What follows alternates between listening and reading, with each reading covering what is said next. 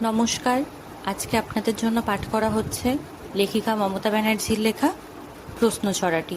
তো চলুন শুরু করা যাক।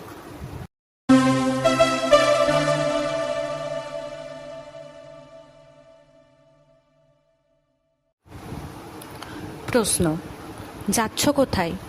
গঙ্গাসাগরে। বাড়ি কোথায়? বঙ্গোপসাগরে। মায়ের নাম গঙ্গা যমুনা। বোনের নাম পদ্মা মেঘনা। বাড়ির নাম শতদ্র বিপাশা। তোমার নাম রিয়াস পিপাসা। পড়েছ কোথায়? জাহান নামে।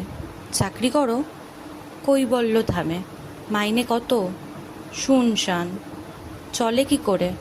পুণ্য স্নান। পেট পূজা হয় হরির নামে। দিনে কত পাও? সব দাক্ষিণ্যে। ছড়াটি এখানেই শেষ হচ্ছে। ভালো লাগলে চ্যানেলটিকে সাবস্ক্রাইব করবেন, লাইক, কমেন্ট এবং শেয়ার করে পাশে থাকবেন।